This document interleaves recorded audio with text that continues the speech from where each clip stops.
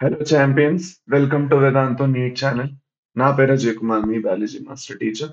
ఇంకా ఇవాళ మనం ప్లాంట్ గ్రోత్ ఇంకా రెగ్యులేషన్ లో పార్ట్ 3 అంటే లాస్ట్ పార్ట్ గురించి మనం డిస్కస్ చేసుకోబోతున్నాం. ఓకే. ఇందులో వచ్చేసి మనం యాక్చువల్ గా ఓకే మాక్సిమం అంతా కంప్లీట్ చేసుకున్నాం. ఓన్లీ 3 హార్మోన్స్ మనకు మిగిలిపోయి. So this session will be a very short session. Okay. దీంట్లో మనం సైటోకైనిన్స్ గురించి, ఇంకా ఇథిలిన్ గురించి, ఇంకా అబ్సిసిక్ యాసిడ్ గురించి డిస్కస్ చేసుకోబోతున్నాం. ఓకే. సో మీరందరూ చూసుకున్నట్లయితే నా థ్రోట్ అనేది చాలా పెయిన్ అవుతున్నది. సో దానివల్ల ఏంటంటే will keep it small session. ఒక చిన్న సెషన్ దేంట్లో అయితే మనం సైటోకైనిన్స్, ఎథిలీన్, ఇంకా అబ్సిసిక్ యాసిడ్ ఈ 3 హార్మోన్స్ గురించి ఎన్సీఆర్టీ నుంచి డైరెక్ట్ గా చదువుకుంటూ కంప్లీట్ చేసుకుంటాం అంతే. ఓకే. సో నా వాయిస్ అందరికి క్లియర్ గానే ఉంటుందని నేను ఎక్స్పెక్ట్ చేస్తున్నాను. పదండి సెషన్ స్టార్ట్ చేద్దాం. సో ఇప్పటివరకు మనం చూసుకున్నట్లయితే మనం ఆక్సిన్స్ గురించి ఆల్రెడీ చదువుకున్నాం. సో ఆక్సిన్స్ ఇంకా గిబ్బర్లిన్స్ గురించి చదువుకోవడం జరిగింది. సైటోకైనిన్స్ ఎక్కువగా ఏం చేస్తాయంటే సెల్ డివిజన్ అనేది ప్రమోట్ చేస్తాయి. సో దీనిది ఫస్ట్ ఆఫ్ ఆల్ మనం గుర్తుపెట్టుకోవాల్సింది ఎలా దీన్ని డిస్కవర్ చేయబడింది అనేసి. సో అన్నిటికన్నా ఫస్ట్ చూసుకున్నట్లయితే సైటోకైనిన్ ని డిస్కవర్ ఎలా చేశారు అంటే it was discovered from the autoclaved herring sperm DNA. ఏదైతే చూసుకున్నట్లయితే దే హ్యావ్ మెయిన్ గాను వాటికి సైటోకైనసిస్ మీద ఎక్కువగా ఎఫెక్ట్ ఉన్నది. ఓకే. అది అన్నమాట. So they are basically purines. Okay. So 1 minute. So అది రాసుకుందాం ఇక్కడ సైటోకైనిన్ గురించి. Will start.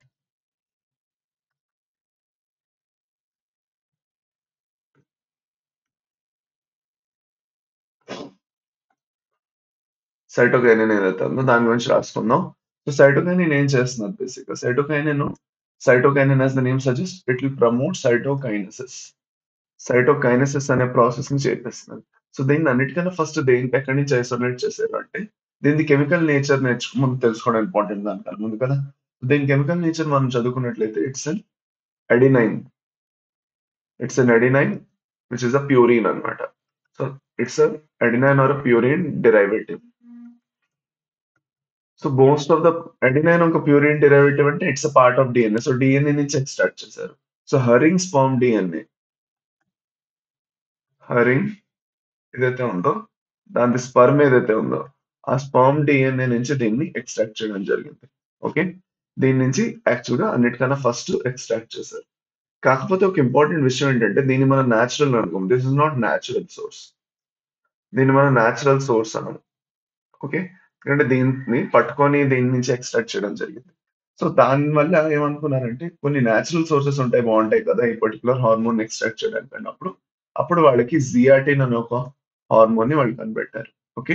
ఈ జియాటిన్ అనేది ఎక్కడి నుంచి వచ్చింది అంటే కార్న్ నుంచి వచ్చింది అనమాట. ఓకే. సో దాని గురించి మనం ఇక్కడ డిస్కస్ చేసుకుంటాం. సో దీన్ని మనం కైనటిన్ అని కూడా అంటాం. సైటోకైనిన్ ని మనం ఇంకోటి ఏంటంటాం, కైనటిన్ అని కూడా అంటాం. కైనటిన్ అని కూడా అంటాం. సో దాని గురించి డిస్కస్ చేసుకుందాం రండి. Okay. So from autoclave herring sperm DNA నుంచి ఎక్స్ట్రాక్ట్ చేశారు. Carnitine does not occur naturally in plants. Such for naturally occurring substances led to isolation of zeatin from corn kernels and coconut milk. So corn kernels నుంచి, coconut milk నుంచి, okay, coconut milk ఏదైతే ఉందో coconut milk నుంచి corn kernels నుంచి దీన్ని ఏం చేశారు, extract చేశారు.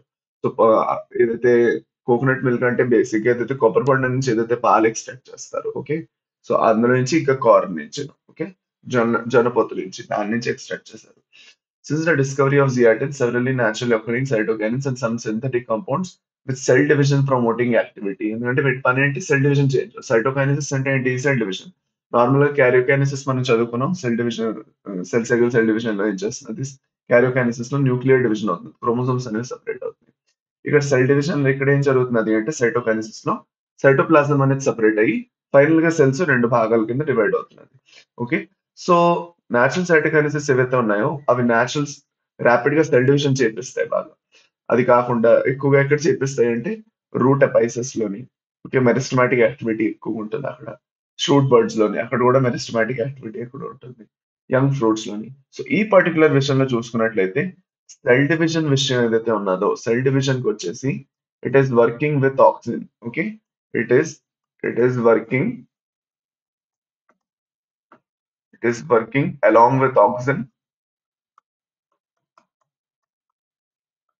ఆక్సిజన్ తో పాటు పనిచేస్తున్నది. ఎక్కడెక్కడ పనిచేస్తున్నది, ఆక్సిజన్ తో పాటు మెయిన్ గా root root apex, shoot shoot shoot లో ఏవైతే బడ్స్ ఉన్నాయో డెవలపింగ్ బడ్స్ అక్కడ, ఇంకా యంగ్ ఫ్రూట్స్ లో కూడా ఎక్కడెక్కడైతే ఇంక్రీజ్డ్ సెల్ డివిజన్ అవసరం ఉన్నదో, ఎక్కడెక్కడైతే సెల్ డివిజన్ ది చాలా ఇంపార్టెన్స్ ఉన్నదో ఆ జాగాల్లో మాత్రం ఇది మాత్రం ఎక్కువగా ఆక్సిజన్ తో పనిచేస్తుంది. అయితే సార్ మీరు అంటారు సార్ ఆక్సిజన్ తోనే పనిచేస్తున్నది అంటే దాని అర్థం ఏంటి అంటే దీనికి ఇది ఆక్సిజన్ యాక్టివిటీని ప్రమోట్ చేస్తున్నదా అన్ని చోట్ల అంటే లేదు. ఇది ఎపికల్ డామినెన్స్ ని తగ్గిస్తున్నది. It reduces apical dominance. Apical dominance ని తగ్గించి okay and promotes promotes lateral dominance.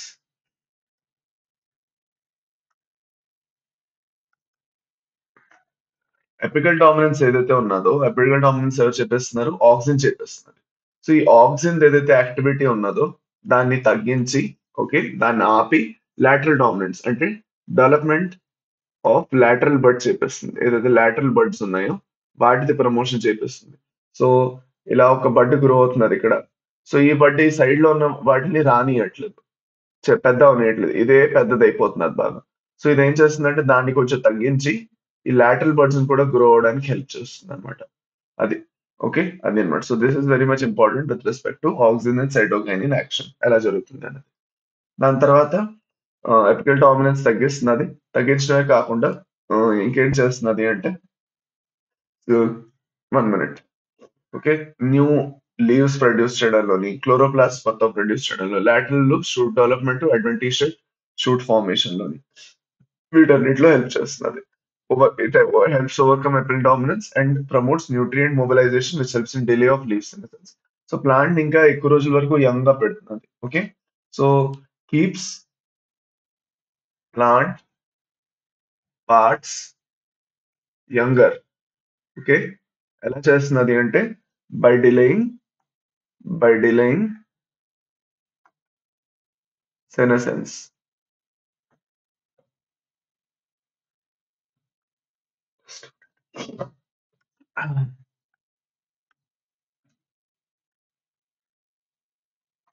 Senescence ఏదైతే ఉందో దాన్ని డిలే చేసేస్తున్నది, దాన్ని తగ్గించేస్తున్నది అనమాట. సో సెనెసెన్స్ అవ్వకుండా, సెనెసెన్స్ అంటే ఏజింగ్ అనమాట. సెనెసెన్స్ అంటే బేసిక్ గా ఏజింగ్. సో ఏజింగ్ అవ్వకుండా ఆపేస్తున్నది, వేరేగా ఫ్రూట్స్ పడనీయకుండా ఆపేస్తున్నది. అది మనం చూసాము. మనకు ఆక్సిజన్ పర్టికులర్ గా చూసుకున్నట్లయితే ఆక్సిజన్ కూడా కొన్ని చోట్ల అలా చేస్తున్నది. సెనెసెన్స్ కొంచెం తగ్గించడానికి ట్రై చేస్తున్నది, ఎక్కువ రోజుల వరకు ప్లాంట్ మీద ఉండేటట్టు ట్రై చేస్తున్నది. సో వీటన్నిటిది ప్లాంట్ లోని ఇప్పుడు ఫర్ సపోజ్ మీరు అంటారు అన్ని హార్మోన్స్ ఒకేలా పనిచేస్తున్నాయా లేదంటే ఒకేసారి పనిచేస్తున్నాయి అంటే వేరే వేరే హార్మోన్స్ వేరే వేరే రోల్స్ ఉంటాయి. కొన్ని కొన్ని చోట్ల దే విల్ యాక్ట్ సినర్జిస్టికల్లీ అంటే కలిసి పనిచేస్తాయి. కొన్ని కొన్ని చోట్ల అవి యాంటాగోనిస్టిక్ గా అగేన్స్ట్ గా పనిచేస్తాయి. ఇప్పుడు ఎపికల్ డామినెన్స్ లో వచ్చేసి ఆక్సిజన్ సైటోకైనిన్ యాంటాగోనిస్టిక్ గా పనిచేస్తాయి. అదే మనకి సెల్ డివిజన్ తో సంబంధించినట్లయితే రెండు సినర్జిస్టిక్ గా అంటే కలిపి పనిచేస్తాయి అన్నమాట. So the hormones are completely ఒకేలా పనిచేస్తాయని లేదు. అన్ని ప్లాంట్ గ్రోత్ ని ప్రమోట్ చేస్తాయని లేదు, అన్ని ప్లాంట్ లో పూర్తిగా డెవలప్మెంట్ ని ఆపేస్తాయని కూడా లేదు. సో యాంటాగోనిస్టిక్ కూడా కాదు, కొంచెం ప్రమోటింగ్ యాంటాగోనిస్టిక్ రెండు ఫీచర్స్ ఉంటాయి అన్నిట్లో. యాబ్సిసిక్ యాసిడ్ లో ఎక్కువగా మనకి గ్రోత్ ఇన్హిబిటింగ్ యాక్టివిటీస్ కంపారిటివ్ గా ఎక్కువ ఉంటాయి అంతే. మిగతా వాటిలో ఎక్కువగా గ్రోత్ ప్రమోటింగ్ యాక్టివిటీస్ ఉంటాయి, అది అన్నమాట. ఓకే ఇథిలీన్ లో వచ్చేసి మనకి రెండు ఉంటాయి అది. So this is with respect to cytokinin. Cytokinins లో ఇది జరుగుతుంది. నెక్స్ట్ వచ్చేసి మనం ఇంకా ఇథిలీన్ గురించి మాట్లాడుకుందాం. Okay so ethylene is a simple gases PGR. ఇదొక్కటే మాత్రం మనకి గ్యాసెస్ అన్నమాట, మిగతావన్నీ గ్యాసెస్ కాదు. ఇథిలీన్ మాత్రం gases. It is synthesised in large amounts. Okay large amounts by tissues undergoing senescence and ripening fruits. ఎక్కడెక్కడైతే సెనెసెన్స్ ఏజింగ్ అవుతున్నదో లేదంటే రైపనింగ్ ఫ్రూట్స్ ఎక్కడి నుంచి అయితే అవి రాలిపోవాలి, లీఫ్ ఏజ్ అయిపోయింది రాలిపోవాలి, పండు ఏజ్ అయిపోయింది ఒకటి పండిపోయింది, అది ఇంకా చెట్టు నుంచి రాలిపోబోతున్నది, ఆ జాగాల్లో ఎక్కువగా ప్రొడ్యూస్ అవుతుంది. సో సెనెసెన్స్ ని ప్రమోట్ చేస్తున్నది, ఏజింగ్ ని ప్రమోట్ చేస్తున్నది. అది కాకుండా ఫ్రూట్ రైపనింగ్ లో దీనికి చాలా ఎక్కువ రోల్ ఉంది. So the the gases hormone or the gases PGR associated with ripening of fruits అంటే ఇథిలీన్ అని పెడతారు. Influences of ethylene on the plants include horizontal growth of seedlings, swelling of the axis, apical hook formation, and dipod seedlings. Okay, so ఏం చేస్తున్నదంటే horizontal growth అనేది చెప్పేస్తున్నది. Horizontal growth అంటే ఇలా growth అవడం అన్నమాట seedlings. దాని తర్వాత swelling of the axis swelling అనేది చెప్పేస్తుంది. ఏదైతే గ్రో అవుతున్నదో దాని స్వెల్లింగ్ అనేది జరుగుతున్నది axis. Apical hook formation. Apical hook అంటే ఇలా ప్లాంట్ ఎప్పుడైతే గ్రో అవుతుందో ఇలా హుక్ ఫార్మ్ అవుతుంది. సో దాన్ని ఎపికల్ హుక్ అంటారు డైకాట్ సీడ్లింగ్స్ లో. అది ఒకటి ఫార్మ్ అవుతుంది డైకాట్స్ లోని. దాంట్లో కూడా ఇది హెల్ప్ చేస్తున్నది. అది కాకుండా నేను చెప్పాను లీవ్స్ ది ఫ్లవర్ ది ఇది ఏం చేస్తున్నది అంటే యాబ్సెషన్ అండ్ సెనెసెన్స్. సో ఇక్కడ మనకి రెండు టర్మ్స్ మనకు వస్తాయి. That is abscission and senescence. ఏదైతే మనకి కన్ఫ్యూజన్ క్రియేట్ చేస్తాయి. యాబ్సెషన్ ఇంకా సెనెసెన్స్. సో యాబ్సెషన్ అంటే ఏంటి? యాబ్సెషన్ ఏంటంటే falling of. Falling of. Falling of అంటే ఫర్ సపోజ్ ఒక ప్లాంట్ ఉంది. దానికి ఒక ఆకు ఉన్నది. ఈ ఆకుది ఏజ్ అయిపోయింది. ఆకు ఏజ్ అయిపోయింది కాబట్టి ఇది ఇంకా ఇక్కడ కట్ అయిపోయి ఇలా పడిపోతుంది అనమాట. దీన్ని యాబ్సెషన్ అంటారు. అదే మనకు ఒక ఫ్రూట్ ఉన్నది అనుకోండి. అదే జాగాలో ఒక ఫ్రూట్ ఉన్నది. సో ఆ ఫ్రూట్ ఏదైతే ఉన్నదో అది కూడా కట్ అయిపోయి ఇలా పడిపోతున్నది అనుకోండి. దాన్ని మనం యాబ్సెషన్ అంటే యాబ్సెషన్ అంటే కట్ ఆఫ్ అవడం అనమాట. Falling off or cut off అవడం. సో దాని ఏదైతే బ్రాంచ్ ఉందో దాని నుంచి కట్ ఆఫ్ అయి పడిపోవడాన్ని యాబ్సెషన్ అంటాం.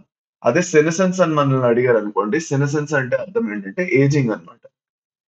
సెనసెన్స్ అంటే ఏజింగ్ అన్నమాట. సో ఓల్డ్ ఏజ్ వచ్చాడు. ఇప్పుడు మనలో ఎలాగైతే ఓల్డ్ ఏజ్ ఏదైతే పెద్దవాళ్ళు ఉంటారో వాళ్ళు ఓల్డ్ ఏజ్ లో ఉంటారు. అలాగే ప్లాంట్ లో కూడా కొన్ని పార్ట్స్ మాత్రం ఓల్డ్ ఏజ్ కి వెళ్తాయి అనమాట. మొత్తం ప్లాంట్ అంతా అప్పుడప్పుడు ఓల్డ్ ఏజ్ లో వెళ్ళకపోయినా కొన్ని పార్ట్స్ మాత్రం it can go for old age. ఎందుకంటే ప్లాంట్ అనేది కంటిన్యూస్ గ్రోత్ ఇంకా డివైడ్ అవుతూనే ఉన్నది. సో దాంట్లో కొన్ని భాగాలు only some parts only some parts of the plant will undergo ageing. దీన్నే మనం సెనసెన్స్ అంటాం. సో ఫర్ సపోజ్ ఈ రెఫరెన్స్ మనం చూసుకున్నట్లయితే ఒక లీఫ్ పాత్ చాలా ఓల్డ్ అయిపోయింది. ఆ లీఫ్ పడిపోతున్నది అంటే దట్ లీఫ్ హాస్ అండర్గోన్ సెనసెన్స్ అంటాం. లేదంటే ఆ ఫ్రూట్ ఇంకా చాలా పాత అయిపోయింది. పాత అయిపోయి ఎండిపోయింది. ఇంకా అది పడిపోవాలి. దట్ హాస్ అండర్గోన్ సెనసెన్స్ అంటాం. సో ఏదైనా పర్టికులర్ భాగం ప్లాంట్ లో ఏజ్ అయిపోతున్నది దానిది అంటే దాన్ని సెనసెన్స్ అంటాం. సో సెనసెన్స్ ని ప్రమోట్ చేసేవి ఏవైతే ఉన్నాయో రెండే హార్మోన్స్ ప్రమోట్ చేస్తాయి మనల్ని. ఓకే. మనకి రెండు హార్మోన్స్ సెనసెన్స్ ని ప్రమోట్ చేస్తున్నాయి. ఏమిటేమిటి? ఒకటి మనకి ఇథిలిన్. ఎందుకంటే ఇథిలిన్ రైపనింగ్ ని కూడా ప్రమోట్ చేస్తున్నది కాబట్టి దానివల్ల సెనసెన్స్ అనేది ఆటోమేటిక్ గా ప్రమోట్ అవుతుంది. ఎందుకంటే రైపెన్ అవుతూ పడిపోవాలి కదా ఇంకా అందుకు. దాని తర్వాత యాబ్సిసిక్ యాసిడ్ ఏదైతే ఉన్నదో ఇది న్యాచురల్ గా దీని పని యాబ్సెషన్ చేయడం. అది అన్నమాట. ఓకే. అది. So this is with respect to that. దాని తర్వాత ethylene is highly effective in fruit ripening. నేను చెప్పాను. It enhances the respiration rate during ripening of fruits, and this rise in rate of respiration is called respiratory climactic అంటారు. దీన్ని మనం ఏమంటాం? Respiratory క్లమాక్టిక్ అంటాం. ఈ రేట్ ఆఫ్ రెస్పిరేషన్ ఏదైతే increase అయిందో, ఓకే, ఈ రేట్ ఆఫ్ రెస్పిరేషన్ ఏదైతే ఇంక్రీజ్ అయిందో ఫ్రూట్ రైపనింగ్ కోసం. సో ఒక ఇంపార్టెంట్ విషయం విచ్ మనం ఏదైతే మెన్షన్ చేయాలో ఇథిలిన్ తో సంబంధించి దట్ ఈస్ ఇథిలిన్ ఏం చేస్తున్నదంటే ఫ్రూట్ రైపనింగ్ లో హెల్ప్ చేస్తున్నదని రాస్తాం. Fruit ripening. ఓకే. దాని తర్వాత ఇంకోటి ఏంటి రాసాం? ఓకే, సెనసెన్స్. రెండు పనులు చేపిస్తుంది. ఇప్పుడు ఈ ఫ్రూట్ రైపనింగ్ ఎప్పుడైతే చేపిస్తున్నదో, ఓకే, ఎప్పుడైతే ఈ ఫ్రూట్ రైపనింగ్ చేపిస్తున్నదో ఇది ఏం చేస్తున్నదంటే ఏదైతే రేట్ ఆఫ్ రెస్పిరేషన్ ఉన్నదో అది ఎక్కువ చేపించేస్తుంది. సో ఎప్పుడైతే రేట్ ఆఫ్ రెస్పిరేషన్ ఎక్కువైపోయిందో ప్లాంట్ అనేది త్వరగా ఓల్డ్ అయిపోతుంది. మనం ఎప్పుడైనా గుర్తుపెట్టుకోవాలి ఏంటంటే రేట్ ఆఫ్ రెస్పిరేషన్ తక్కువ ఉంటే ప్లాంట్ అంత స్లోగా యాక్చువల్ గా ఓల్డ్ అవుతుంది. ఎంత సరే లేదంటే ఆ పర్టికులర్ భాగం ఫర్ సపోజ్ ఫ్రూట్ ఉన్నది అంటే ఆ పర్టికులర్ భాగం అంత స్లోగా ఓల్డ్ అవుతుంది. అదే మనకి రేట్ ఆఫ్ రెస్పిరేషన్ చాలా ఎక్కువ ఉందంటే it will become older faster. So వేరేగా రైపనింగ్ కూడా జరుగుతుంది, వేరేగా ఓల్డ్ కూడా అయిపోతుంది ఆ ప్లాంట్, వేరేగా సెనసెన్స్ కూడా అయిపోతుంది. సో ఈ రేట్ ఆఫ్ రెస్పిరేషన్ ఏదైతే పెంచుతుందో ఫ్రూట్ రైపనింగ్ కోసం దీన్నే మనం రెస్పిరేటరీ క్లమాక్టిక్ అంటాం. రెస్పిరేటరీ క్లైమాక్టిక్. ఇది చాలా ఇంపార్టెంట్. దీని నుంచి మీకు క్వశ్చన్ రావచ్చు. ఓకేనా? సో గుర్తుపెట్టుకోండి. ఓకే, పదండి. ఇది ఒకటే మనం గుర్తుపెట్టుకోవడం అవసరం. దీంట్లోని చాలా ఇంపార్టెంట్. ఓకే. దాని తర్వాత ఫర్దర్ వెళ్తూ ethylene break seed and bud dormancy, initiates germination in peanut seeds, sprouting of potato tubers. ఈ పర్టికులర్ విషయంలో ఇది యాబ్సిసిక్ యాసిడ్ కి అగేన్స్ట్ గా ఉంది. యాబ్సిసిక్ యాసిడ్ వచ్చేసి మీకు ఎప్పుడు యాక్చువల్ గా ఏం చేస్తుంది అంటే డార్మెన్సీని ప్రమోట్ చేస్తుంది. సీడ్ ని అన్ఫేవరబుల్ కండిషన్స్ లో బయటికి రాకుండా it will promote dormancy. Ethylene వచ్చేసి it is breaking seed and bud dormancy. So ఇక్కడ మనకి మళ్ళీ యాంటాగోనిస్టిక్ ఎఫెక్ట్స్ వస్తాయి. ఇక్కడ వరకు మనకి సినర్జిస్టిక్ ఎఫెక్ట్స్ వస్తాయి ఏబిఏతో. Here we have antagonistic effects from ABA. So ఇక్కడ ప్రమోట్ చేస్తున్నది, ఇది యాక్చువల్గా ప్లాంట్ గ్రోత్ అని ప్రమోట్ చేస్తుంది. So these are promoting activities. ఇక్కడ మనం చూసినప్పుడు these are inhibiting activities, these are promoting activities. Okay, ethylene promotes rapid internode or petiole elongation in deep water rice plants. It helps leaves and upper parts of the shoot to remain above water. Ethylene also promotes root growth and root hair formation, helping plants to increase their absorption surface అన్నమాట. ఓకేనా? So this with respect to ethylene.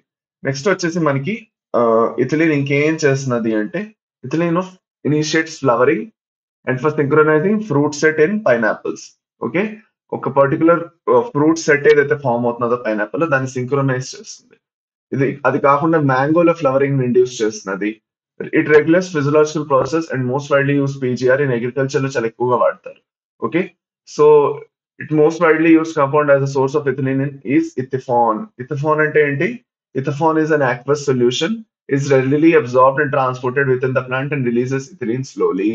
ఇది చాలా important మనకి, ఇథిఫాన్ గురించి రాసుకోవడం మనకి important. So let us write about ethephon. Ethephon అంటే ఏంటి? ఇథిఫాన్ అంటే ఏమిటి? ఇథిఫాన్ అంటే బేసిక్ గా ఏం చేస్తున్నది? What is ethephon? ఇథిఫాన్ ఏం చేస్తున్నది అంటే, ఇట్ ఈస్ అ లిక్విడ్ లో ఫామ్ లో దొరుకుతుంది అనమాట. చూడండి, ఆక్వస్ సొల్యూషన్ అనమాట. Okay, it's an aqueous solution. ఈ ఆక్వస్ సొల్యూషన్ ది ఫంక్షన్ ఏంటని మీరు అడుగుతున్నట్లయితే, ఆక్వస్ సొల్యూషన్ ఏం చేస్తుందంటే దీన్ని యాక్చువల్ గా స్ప్రే చేయడం జరుగుతుంది. స్ప్రే చేయడం లేదంటే ఇంజెక్ట్ చేయడం జరుగుతుంది. ఏం చేస్తుందంటే, slowly converts to gaseous ethylene inside plant లో స్లోగా ఇది వెళ్ళిన తర్వాత గ్యాసెస్ ఫామ్ కింద కన్వర్ట్ అవడం స్టార్ట్ అవుతుంది. స్లోగా కన్వర్ట్ అవుతుంది గ్యాస్ లోని, సో దట్ ప్లాంట్ లో స్లోగా యాక్చువల్ గా ఫ్రూట్ రైపనింగ్ అయినా లేదంటే గ్రోత్ అయినా ఫ్లవరింగ్ అయినా జరగాలన్నప్పుడు. సో అందుకని ఎక్కువగా అగ్రికల్చర్ లో దీన్ని వాడడం జరుగుతుంది. So it is used highly in agriculture practices.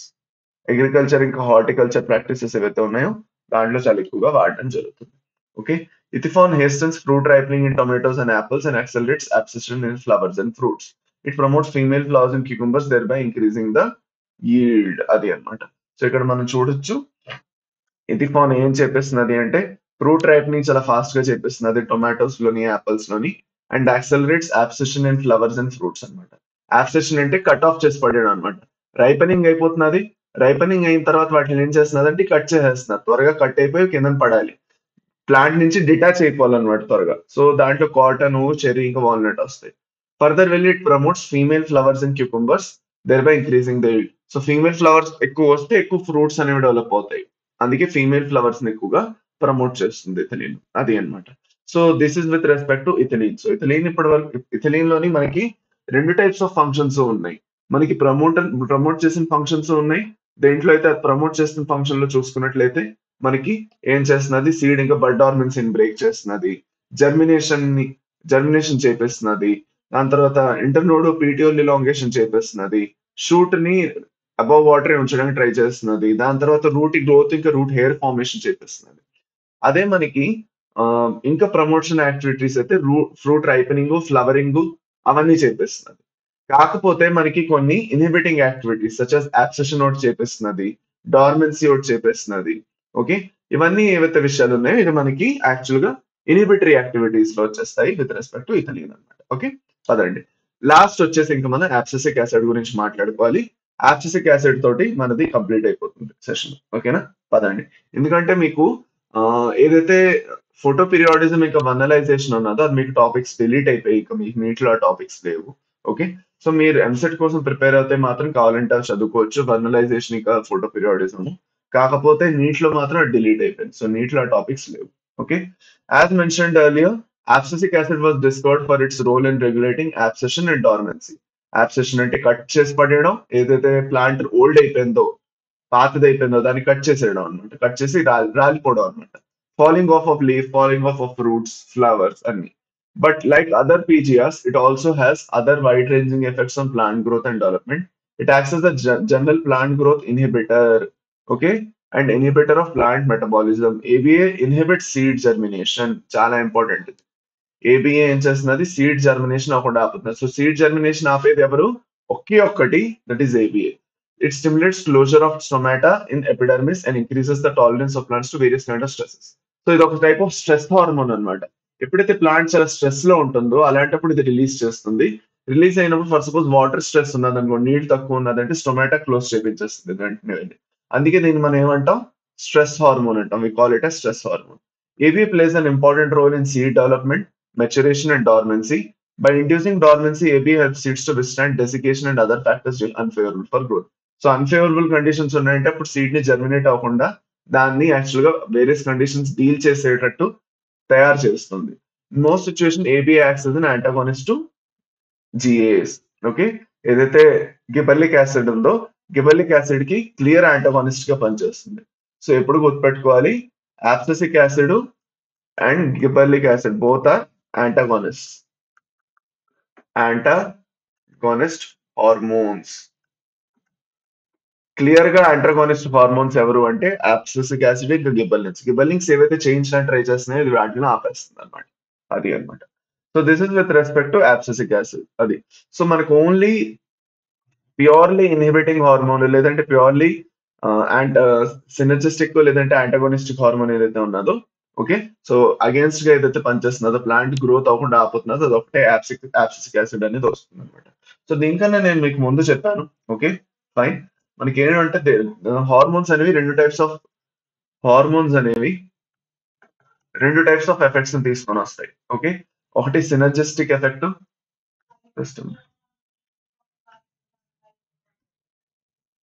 ఒకటి సినర్జిస్టిక్ ఎఫెక్ట్, ఇంకోటి యాంటాగోనిస్టిక్ ఎఫెక్ట్.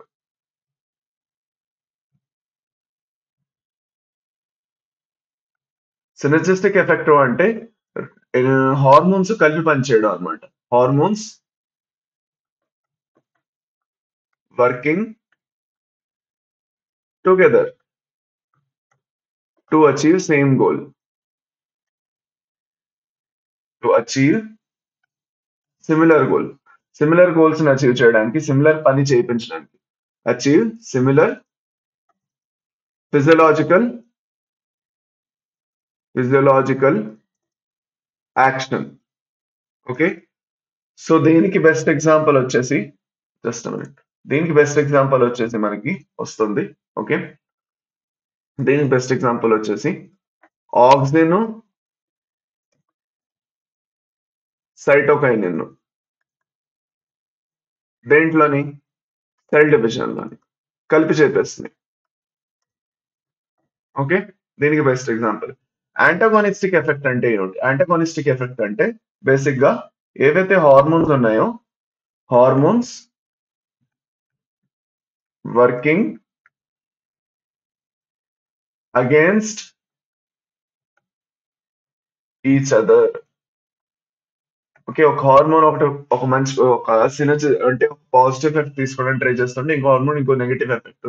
ఒకటి గ్రోత్ చేద్దాం అనుకుంటుంటే ఇంకోటి గ్రోత్ ఆపుతున్నది. సో దీనికి బెస్ట్ ఎగ్జాంపుల్ వచ్చేసి మనకి గిబర్లిక్ యాసిడ్స్ అండ్ యాబ్సిసిక్ యాసిడ్. ఇవి రెండు యాంటాగోనిస్టిక్ గా పనిచేస్తాయి అన్నమాట. అలా అని మళ్ళీ ఆక్సిన్, సైటోకైనిన్ ఎప్పుడు కలిపే పనిచేస్తాయంటే లేదు. దీంట్లో ఇంకో ఎగ్జాంపుల్ కూడా వస్తుంది, that is auxin and cytokinins. వచ్చేసి ఆక్సిన్ వచ్చేసి ఎపికల్ డామినెన్స్ చేపేస్తున్నది.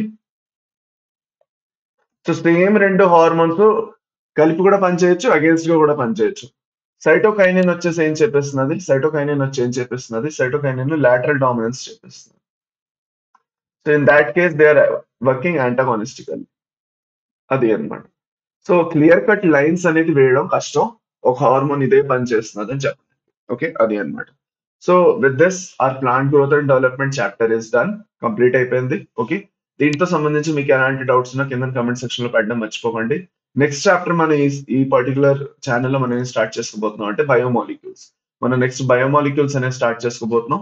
బయోమాలిక్యూల్స్ లో మనం ఎన్సీఆర్టీ తో పాటు ఇలాగే చదువుకుంటూ వెళ్తాము. సో దాట్ మీరు ఎన్సీఆర్టీ కూడా ఒకసారి చదివినట్టు అవుతుంది, టాపిక్ కూడా నేర్చుకున్నట్లు అవుతుంది. Thank you very much. మళ్ళీ నెక్స్ట్ సెషన్ కలుద్దాం. Bye champions, have a nice day.